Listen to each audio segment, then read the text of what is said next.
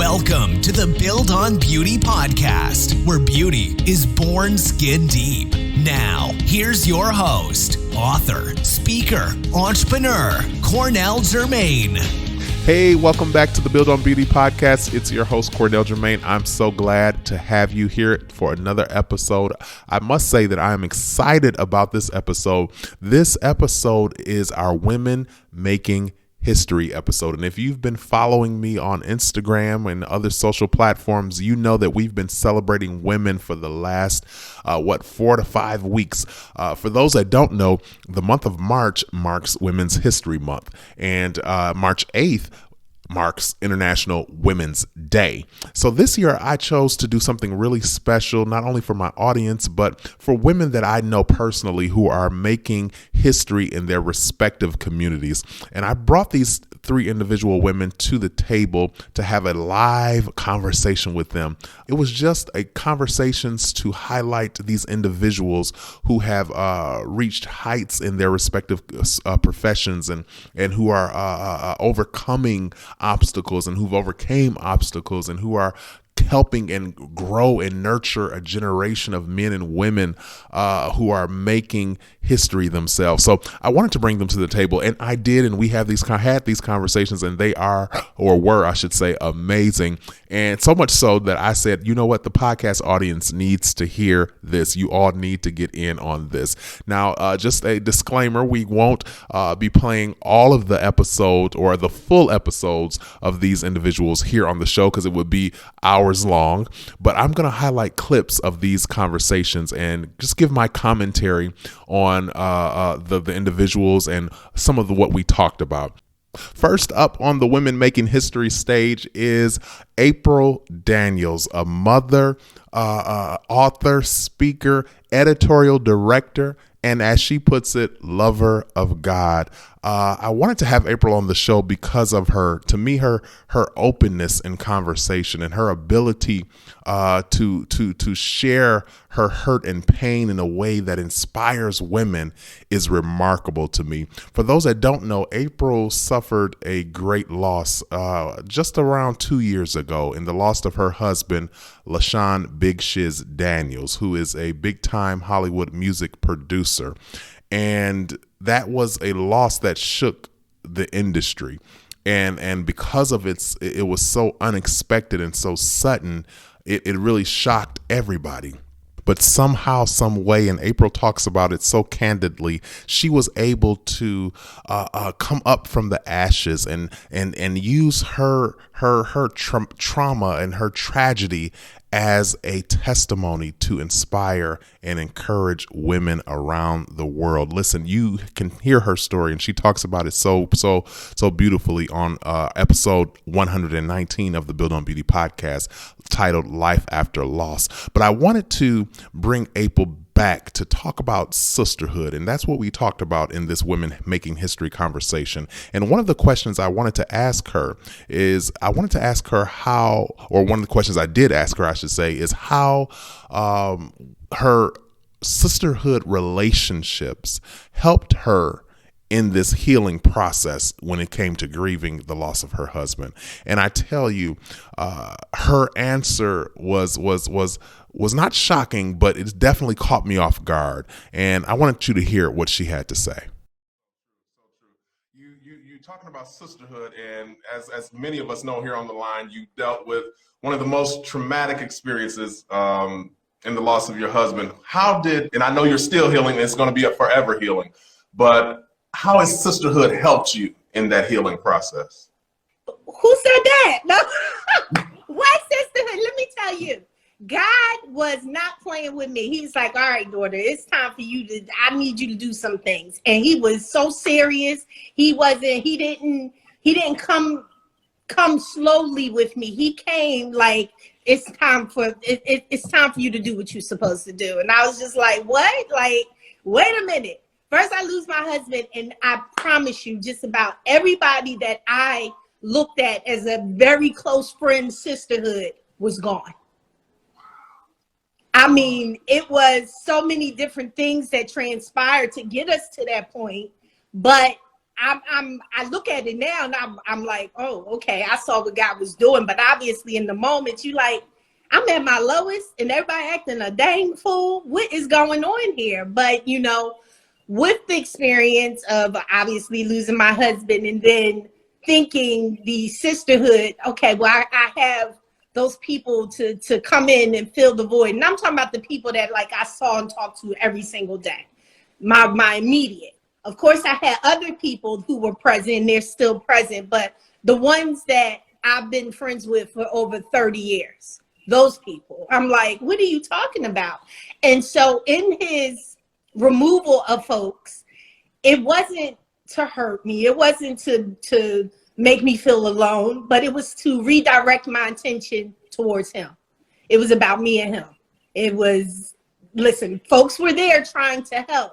But when I lost those people that I least expected to lose, I had to really lock down and say, okay, let me take my eyes off of what's happening around me with the individuals that this is the time y'all supposed to show up and be like, we got you, girl. It's all right. But you over there talking about me. This one over here having round table discussions about me. This one over here talking about I didn't lay my husband to rest the right way. It was just crazy. And so with all of that was going on, I had to really lock in with him and have tunnel vision, because if I hadn't, that would have been a distraction from where he was taking me.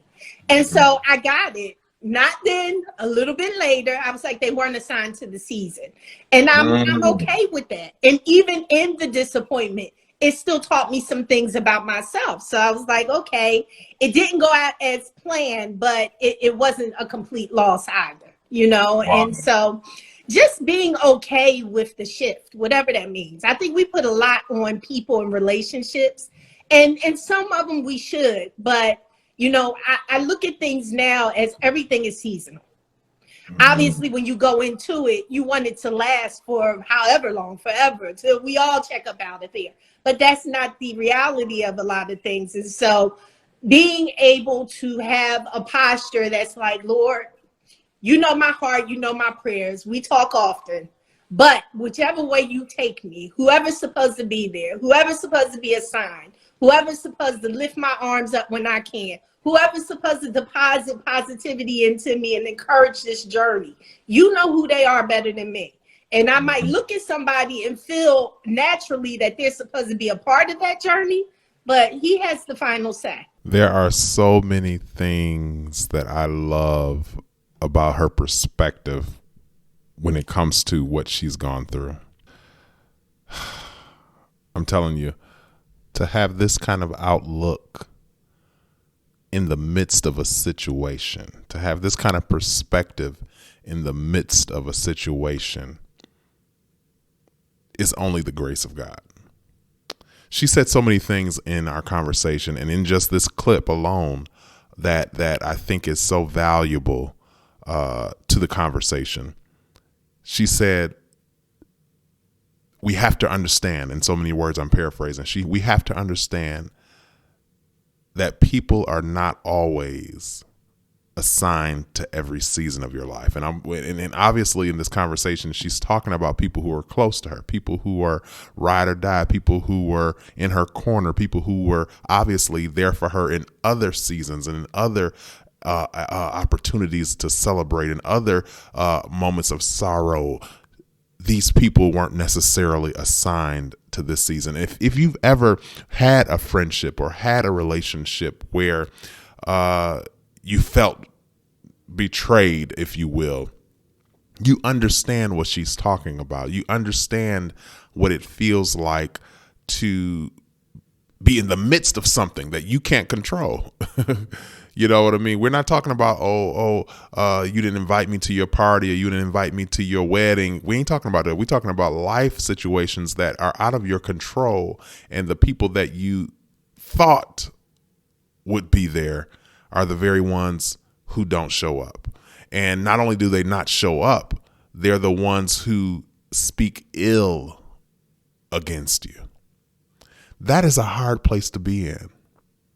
And I tell you, if you're not at a place where you are operating at a level of grace in God. If you don't have relationship, if your spirit man is not in tune and out of whack, you will go through that. And keep in mind, she didn't say that it wasn't, because sometimes we try to pretend like the grace of God overshadows things and it doesn't hurt us because God is with me. You know what I mean? A lot of times we get into that religious spirit where we want to paint a picture as if our humanness is not volatile, if you will. You know what I mean? As if we don't hurt, as if we don't feel pain. And that is so far from the truth. You know what I mean?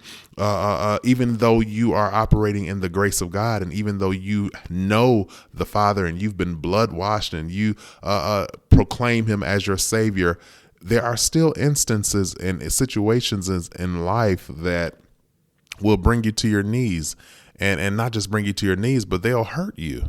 And there are still people, who believe and profess like you do and worship with you that have the power to hurt you. And in those moments, if you're not able to see it for what it was, because she said something so powerful, and that is one of the valuable nuggets that I want to bring out. She said she had to lock in and have tunnel vision because she knew that they were only a distraction. She knew if she had not locked in to what God was trying to do through her and for her and in her, that they would have distracted from the greater purpose. Did it feel good? No. Did she want it that way? No. She was going through the toughest time of her life. But she had to focus her attention and just say, hey, like she said it's me and you, God. You know what I'm saying? This a level of brokenness and this level of humility and this level of resilience is only because of the grace of God. She closed with something that was so powerful. She said, we have to become okay with the shift. And a lot of times when we think about shifting, we think about, I'm moving to a new career, or I'm getting a new opportunity, or I'm going to get a new home, or I'm having a baby, or I'm getting married. We don't look at shifting as God taking people out of our lives or revealing who people are in our lives. We don't look at shifting from that perspective. And it's all a shift, and it all requires a certain level of grace to get it done. Whether it's God shifting you to elevate you into another level professionally, whether it's God shifting you to move you into a new environment or a new location, whether it's God shifting you to add to your family or to cause you to move into matrimony, holy matrimony, whether it's God shifting you in those areas, or whether it's God shifting you to shake up some of your relationships, to shake up some of your friendships, to pull you away from some of those circles that you've been so closely knitted in that are not going to bring value to the next level of life that God is taking you to. Those are some of the situations that we sometimes get stuck in because we want to take these are people. This is my friend, this is my homie, this is my A1, my day one. They supposed to go with me. From our perspective, they're supposed to be with me. From our perspective. But is that God's greatest vision for your life? Is that God's greatest vision for the relationship? So she said something. She said she looks at everything, and I think this is so poignant. She looks at everything as if it's seasonal. And if you're from the Midwest like me, you know about seasons as it pertains to weather. You know that certain seasons the flowers are supposed to bloom, and certain seasons they die. Certain seasons it's supposed to be cold, and certain seasons it's supposed to be wet and rainy, and other seasons it's supposed to be sunny and warm. If you're from that area like me, you know what seasonal means from a visual perspective. That's the same thing in life. And if we look at our relationships and our friendships, and I'm talking about these circles and these people that we lean so heavily on, you know what I mean? These people that we depend so heavily on, you know, in our lives, that, if anybody gonna be there, that one gonna be there. I know if anybody got my back, he got my back. I know if anybody got my back, she got my back. And it becomes shocking when you get into that moment and you find out that that one does not really have your back, or they're not able to have your back because they don't understand or they don't know how to process. Sometimes it's not always malicious. You know what I mean? Maybe in some instances, but not always. It's not always a malicious thing where a person is not there for you. Sometimes they can't be there for you because they don't know how. Sometimes they can't be there for you because they don't have the capacity for where you're going or the capacity for what you're handling or dealing with. We have to be able to identify these situations, properly facilitate these occurrences in our life by taking inventory of these relationships and not getting hung up on who you are and what you've meant to me in maybe this season, but who I am and what God has for me in this season. Because sometimes we're trying to drag people into a new season that they don't belong in. You understand?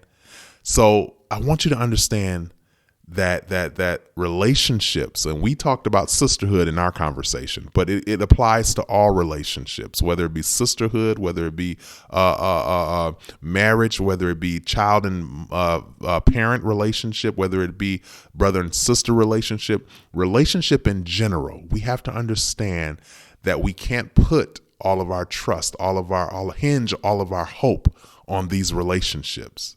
We have to put our hope in the one who is able, he said it himself, to do exceedingly and abundantly and above all we ask or think. Our hope of glory is Jesus Christ. Our hope should be in that of our Father, our Savior, the one who died, and rose again. You understand what I'm saying? If we understand this, it will make navigating these relationships here in earth so much easier, because we'll understand that it's not the individual that's controlling the situation. They may have said some things. Yeah, they may have done some things. Yeah, they may have not been there to support you.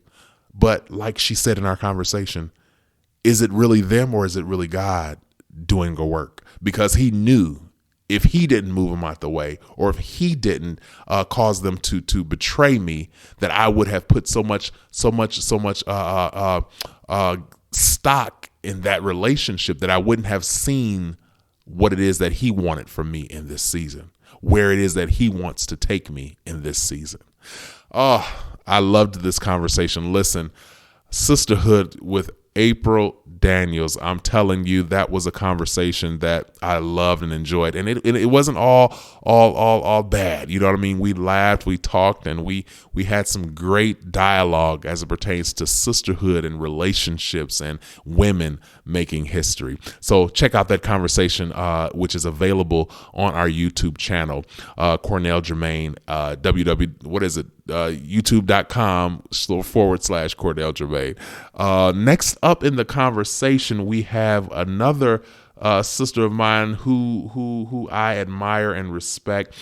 She is Charisa Munroe-Wilborn, who is the daughter of Dr. Miles Monroe and Lady Ruth Monroe.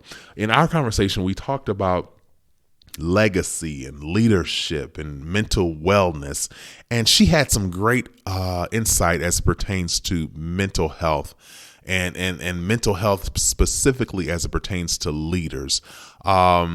If you don't know Cherissa Monroe and you haven't heard of her, I'm sure you've heard of her father, Dr. Miles Monroe, and we tragically lost him 7 years ago in a flight where he was going to attend a conference that he put on every year. He was in a flight in the Bahamas on one island and traveling to the other island for the conference, which was starting that evening. And he, his wife, his brother-in-law, and a few others in that administration, along with the pilot, lost their lives that evening in that aircraft. Just so happens, and Cherissa talks about it so beautifully, she was supposed to be on that aircraft, but for whatever reason, she did not get on. She talks about how she went through that season of her life and what she learned about herself in that season. But more importantly, she talks about mental wellness and how to handle or manage, I should say, mental health in crises. Listen to what she had to say. I'm an advocate for seeking support. And that support doesn't have to be a therapist, doesn't have to be a psychologist, doesn't even have to be a professional. That can be a friend that you trust. That can be a pastor. That can be another adult. That can be your parent, anyone that you trust that you can confide in to just talk about how you're doing and how you are really doing, especially leaders. And I talk about leaders a lot because as leaders, we hide under our work. But every human goes through frustration. Every human deals with fear. Every human deals with desires not being met. Therefore, we deal with disappointment. Every human deals with pain. Every human deals with anger. But by the time you've gotten to anger, there's so many other emotions that you've dealt with that you have been exposed to that you've not dealt with. And you just cover them all. You just cover all of these emotions. And then when you finally have that blowout or that nervous breakdown or that blow up or anger, it's because there's so many emotions that you didn't deal with from the start. The base of it being, as humans, we are all looking for love. We are all looking to have our desires met. And when they're not, then we go through all of these other emotions. But I like the fact that people are now normalizing the conversation. It is important that we normalize the conversation. And I also have a passion for mental health in men. Because men are leaders by default.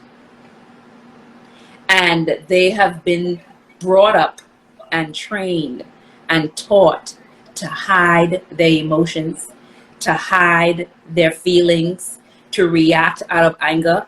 And so they've been taught that is the only way to do it. I can't cry, I shouldn't cry, I can't complain. And so yet they are some of the highest mentally disabled people in the world.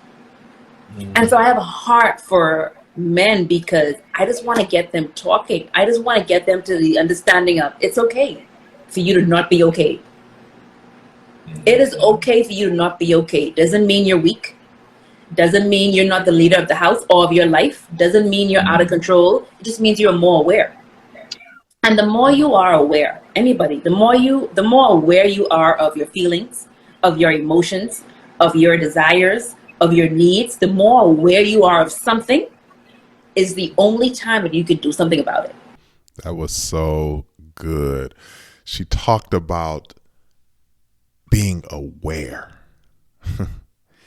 And I love that ending. She said, men, and she was particularly talking about men in this situation, look at dealing or handling or exposing emotions as being out of control or being a wimp or being, as we say in our community, a punk, if you will.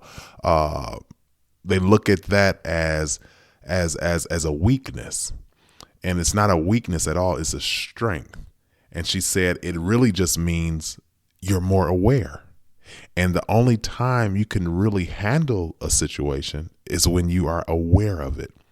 And that rings true in every other area of your life. Like, okay, if you got a problem with your car, the only way you can really handle it and deal with it if you are aware of the issue that is wrong with your car. If you have a problem with your body, the only way you can really deal with it is if you are aware. You know, we don't look at it the same way emotionally, though. You know, we look at his emotions as because we look at it from a perspective of, if I cry, That's letting you know that you hurt me. So in our perspective, it gives that person the power when it really doesn't. It really doesn't. It gives you the power to understand where you are so that you can make the necessary adjustments. But if you continue to look at it as as the other one having the power or the other one being in control and suppress those emotions, all you're doing is, like she said, layering.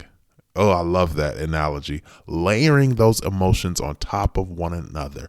The hurt, then the pain, then the fear, then the discouragement, then the depression, then the sadness, and then next thing you know, you got the resentment and the animosity, and the next thing you know, you got anger, and next thing you know, you're blowing up, and now you're out of control because those emotions have layered on top of one another.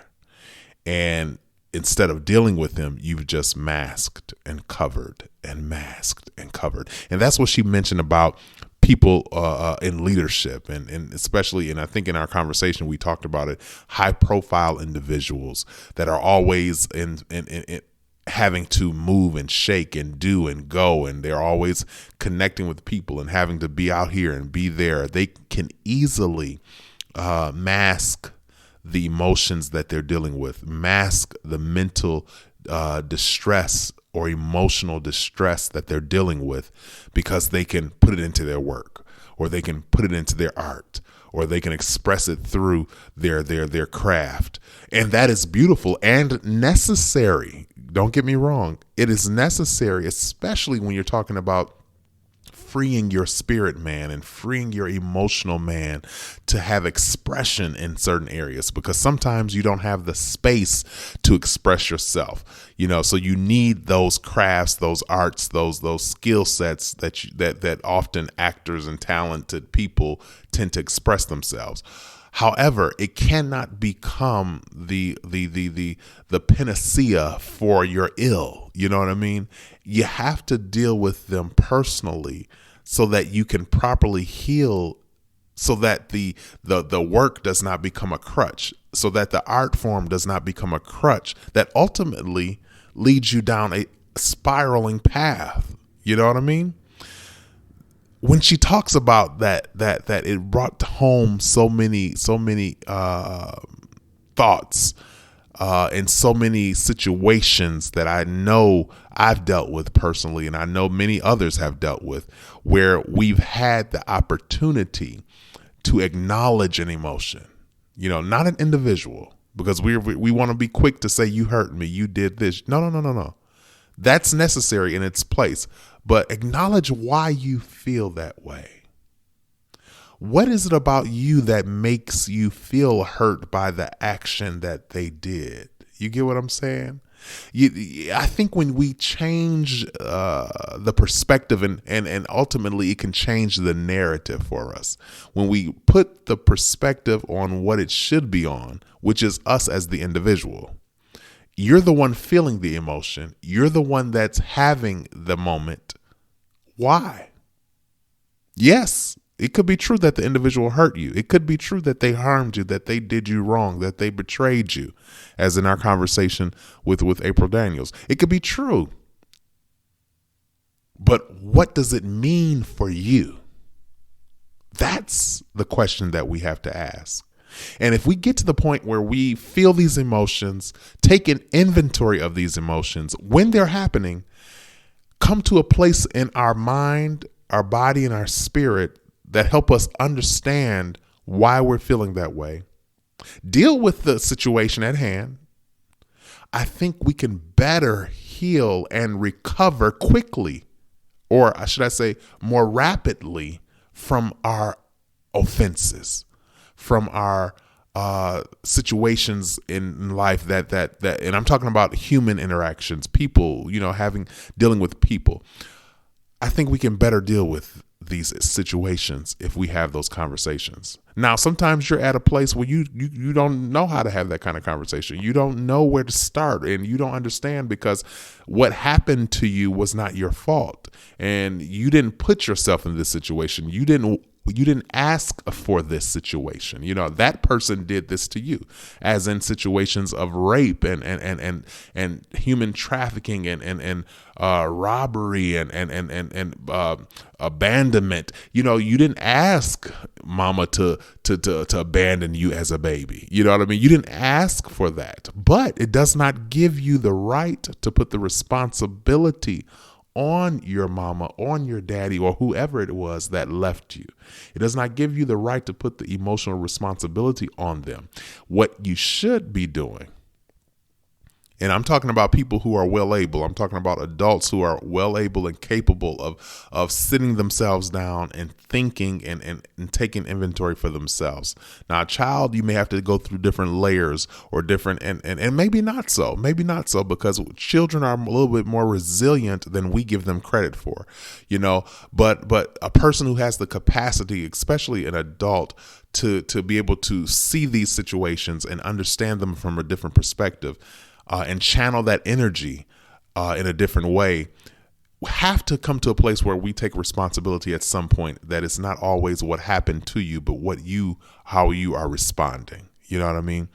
So layering these emotions is not healthy, and I've seen it. I've been there. You know what I mean? Especially as a person who knows how to move and handle things myself, you know what I mean? Or so I think in many instances.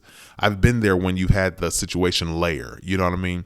And it only takes one time for you to blow up or for you to get out of control, that you really see yourself and you're like, okay, this is not me. This is not what I want. This is not who I am. And if I don't start dealing with these situations and dealing with people in a certain manner, it's going to cause me to spiral out of who I am. And that's ultimately what mental illness does. It almost change. I was just having a conversation with a family member about it.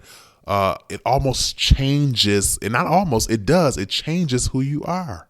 It changes sometimes your emotional and physical, but in many times your chemical makeup. It almost alters completely your DNA, who you are as an individual, spiritually speaking, So if we are aware, like she talked about, I love that phrase. If we are aware and honest, because sometimes we can be aware, you know what I mean? And sometimes we can be aware of things and don't want to be honest. We don't want to be real about it. We just want to cover it up and, keep it moving, dress it up, make it up. You understand, ladies? And move on. But like when you go back home, when you go back to yourself at night, you still feel that same pain, that same turmoil. So it's not until you are aware and honest with yourself that you can come to a place to have the necessary conversation with whomever it may be that can put you on the right road to recovery. I'm telling you, I love this conversation. When she talked about mental illness with men, so necessary. She said, because we're leaders by default, and it's so true. We take on a lot more responsibility, sometimes even before we should be. You know what I mean? You've been in these situations and you've seen them where young boys feel like they got to be the man of the house. Why are you the man of the house? You're 12. No, you're the young boy who's becoming a man in the house. You know what I mean? But oftentimes, especially in certain circles of society, that 12-year-old has to now perform like a 22-year-old or a 32-year-old or a 42-year-old. You know what I mean? Because of the dynamics of the household, of the community. You know what I mean? If I don't, who will? You know what I mean? If I don't, who's going to? And that is so misappropriated. But it happens. And ultimately, that 12-year-old grows up not having the ability to even have fun and express himself in a way, because he's always had to be always had to be serious, always had to be the leader, always had to be in charge, always had to do, always had to perform, always had to protect, always had. Where does he find his sensitivity? Where does he find the ability to emote and the ability to be free and the ability to just learn himself outside of a role, outside of a position, outside of a title that he's not even really old enough to carry? The man of the house. That's a whole nother conversation that I think we might have. I think we might do something special with that for our June Father's Day episode. But for now, I want to point back to women making history. I'm so honored to have Charisa Munroe-Wilborn on the show. I love how God uses her and uses her gifting when it comes to teaching and training and speaking.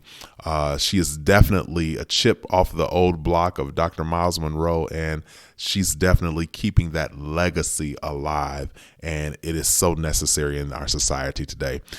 Next up, we have another awesome powerhouse who brought the entire Women's Making History episode, or series I should say, to a close, and so beautifully she did it. We have Dr. Cindy Trimm, who is a trailblazer to say the least. She is an author, an international speaker, as she calls it, a hope dealer to the nations. I love that. She is one who I've walked closely with for many, many years, and definitely she gave us some true insight on the future female. She gave us some insight on the woman and self-mastery and how to develop yourself and how to identify yourself so that you can become unstoppable in whatever space, in whatever industry, in whatever capacity you are called to. Dr. Trimm talked to us about the future female, who she is, how she navigates her world, how she handles herself. Listen to what she had to say. Well, women have something that men don't have. And I think that we're bringing our female energy and our femininity to the table as individuals that are co-laboring with our male contemporaries. So we're not trying to replace anyone. We're trying, or compete, we're trying to complete. Just like the sun and moon completes one another, that's what we're attempting to do. And this woman nurtures her sacred self. That's how I want to open it up. She's multi-talented, but she nurtures her sacred self. And another way of looking at that would just say that she's involved in self-mastery. And that's the big conversation today, because self-mastery is not just about self-care. There's a whole lot of other parts of us that we need to be aware of. So self-mastery starts with self-awareness. And so that woman, when she shows up, she's not trying to be the best. She's trying to be the only. And that's the uniqueness about it. You bring your uniqueness to the table, and it really starts with you being aware of who you are. And most people are other people. But once you become, fully engaged in knowing who you are, and you set up personal roles and rules and boundaries and definitions and expectations for yourself, that's the beginning of something happening that is so remarkable, because most people live as strangers to themselves. So doing the inner work, that woman of the future does the inner work. She knows who she is. We talk about the X factor, but there's an I factor as well. Who am I? And she starts at the level of her identity. And, the whole idea of self-mastery simply means that you know how to down-regulate your emotions and then up-regulate your gifts. And that's what you want. When you show up, you don't want to show up emotional, but you understand your greatest contribution to the world is when you are uniquely you. Wow. She said your greatest contribution to the world is when you are uniquely you. I love it. I love it. But she talked about the future female, and she talked about this future female being a woman who is in tune and honors her sacred self. Her sacred self. Identifying with that place in her that is not just self-care, because we got a lot of that going on. Self-care Sunday, which is beautiful. You know what I mean? Take some time for you. Be in tune with you. But what about self-mastery? Where you can master, it goes back to the conversation we had with my sister Cherissa, Cherissa. Self-mastery causes you to be able to manage those emotions that we all feel. Like we said in the previous conversation, we all feel hurt. We all feel frustration. We all feel disappointment. But how do you become an individual? And this is what Dr. Trimm talks about in our conversation. I just love how these conversations evolved. She talked about being able to mastering that self, so that you now can position yourself to show up in the world as an individual that is unstoppable. Why are you unstoppable?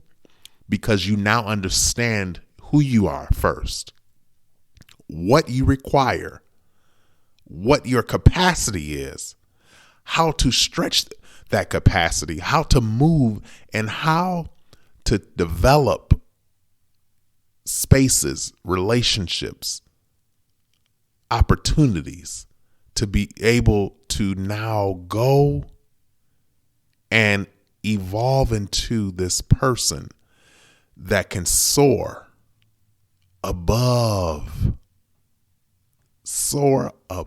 whatever it is. You can soar above it.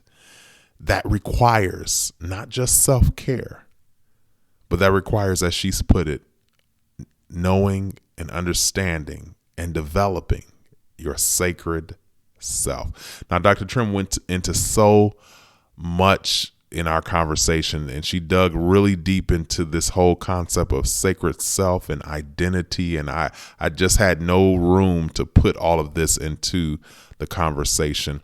But as all the other conversations, I'd want to encourage you to go and listen to the full conversation so that you can really get a complete picture, a complete perspective on what the guest is talking about. Here, I've only highlighted just a portion, and I'm telling you, if you've gotten anything from these, what is it, a couple of minutes that I've given you in these segments with these individuals, I'm telling you, if you go listen to the full episode, you're going to be enlightened in a way that will help you develop yourself and understand yourself and identify with who you are, and to soar and become unstoppable, and not just unstoppable, but to become a history maker. Listen, I am so honored that you are able to join me again for the show. And I want to encourage you again, go listen to these full episodes with April Daniels, who we talked about sisterhood, and with Charisa Munroe-Wilborn. We talked about legacy and leadership and mental wellness. And finally, Dr. Cindy Trimm, where we talked about the future female, self-mastery, identity, and so much more. All of these episodes can be found on YouTube at www.youtube.com/Cornell Jermaine, the women making history. Listen, women making history series. It's on YouTube. Check it out. All of the episodes are there. Go watch them. Let me know what you think. And by all means, listen, every woman that is listening to this, we celebrate you continually. Beyond March, we celebrate who you are, what you've done, and what you're doing in the world. You're not only a life giver, but you are one who causes life to evolve. So whether you have children or not is only circumstantial. You are a woman, and you have the power to birth out and to bring forth. And that is the essence of who you are. That's who you've been made by God to be. And that energy does not leave you after motherhood. It does not leave you, or it's not identified or tied to just motherhood. That's why I love Women's History Month, because it gives us an opportunity to celebrate women, because we put a lot of emphasis on Mother's Day.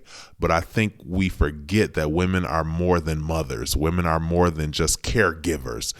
They're history makers. And that's what I wanted to highlight in this series, that women can make history. Just like all of the founding fathers, guess what? There are founding mothers who have made the founding fathers' ability to do what they do even possible. So we honor them today. All the women who have showed up in the world and are continuing to show up in the world, we thank you, we honor you, and keep on doing what you're doing. We celebrate you here at the Build on Beauty podcast and continually support your efforts in whatever space that you reside. Listen, this is all I got for you today. Go check out those episodes on youtube.com at Cornell Jermaine, and we will see you next time on the Build on Beauty podcast. Listen, this is the Build on Beauty podcast, where beauty is born skin deep. I'm your host, Cornell Jermaine. Until next time, let your soul be made whole. Take care. Thank you for listening to the Build on Beauty podcast. For more information about our host, please visit cornelljermaine.com.